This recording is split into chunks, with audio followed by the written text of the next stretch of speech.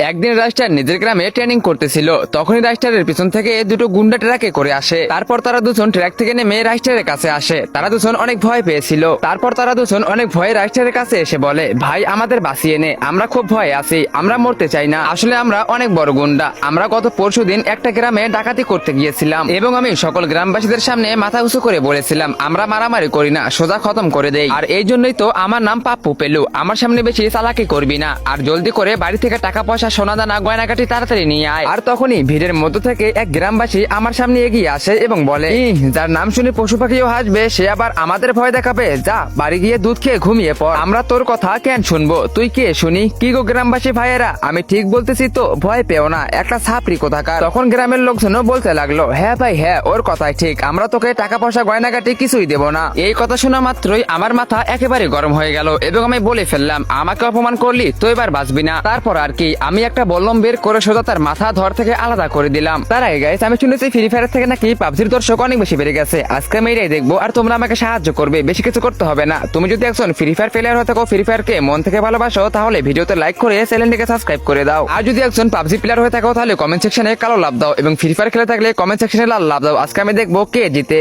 আর এই দৃশ্য দেখে মানুষজন ভয়ে নিজের নিজের বাড়ি থেকে টাকা পয়সা গয়নাকাটি বের করতে লাগলো এবং আমাকে দিয়ে দিল। এর কিছুদিন পর গ্রামের ঠিক মাঝখানে হঠাৎ একটা বড় সড়ো দেওয়াল তৈরি হলো এবং তার উপরে আমার একটা সঙ্গীর নাম লেখা ছিল, ডাবল ব্যাটারি এবার তুই মরবি। এটা দেখে ডাবল ব্যাটারি বলতে লাগলো, ভাই এ তো আমার নাম। তখন আমি রেগে গিয়ে বললাম, আরে এই ফালতু মস্করা কে করেছে, কে লিখেছে এটা? তারপরের দিন সকালে সেই দেওয়ালে যা লেখা ছিল তা সত্যি হয়ে গেল, ডাবল ব্যাটারিকে মৃত অবস্থায় পাওয়া গেল। তারপরের দিনও ঠিক একই ঘটনা ঘটলো, দেওয়ালে পাংচারের নাম এলো এবং পরের দিন সকালে সেও মারা গেল। বাকি থাকা চপ্পল ডন কাঁদতে কাঁদতে বলতে লাগলো, ভাই মনে হচ্ছে এরপরে দেওয়ালের ওপর আমার নামই আসবে, আর আমি এত তাড়াতাড়ি মরতে চাই না। এখন রাইস্টার তুমি বলো, এখন আমাদের করণীয় কি? আমি এই জন্যই তোমার কাছে একে নিয়ে এসেছি, আমাকে সাহায্য করো। রাইস্টার এই গুন্ডাদের কথা শুনে একদম শিউরে উঠলো। রাইস্টার সোজা সেই দেওয়ালের কাছে পৌঁছালো। সেই দেওয়ালের রংটা দেখে মনে মনে ভাবলো, আরে এই রংটা তো শর্মাদের দোকানে, এই কাজটা কোনো মানুষই করেছে। তারপর রাত ঠিক 3টার সময় সে একটা বাড়ির আড়ালে লুকিয়ে পড়লো, যাতে দেওয়ালের উপর নাম লেখা ব্যক্তিকে হাতে নাতে ধরা যায়। তখনই হঠাৎ একটা মেয়ে সেই দেওয়ালের কাছে এলো এবং দেওয়ালের নাম লিখতে শুরু করলো। রাইস্টার তখনই ছুটে তার পিছনে গেল। তখন রাইস্টার বলল, ও আচ্ছা, তাহলে তুমি সেই যে গুন্ডাদের নাম লিখতেছো, আমাকে সত্যি সত্যি বলো তুমি এই নাম লিখে গুন্ডাগুলোকে কেন মারতে চাও? তখন মেয়েটি বলল,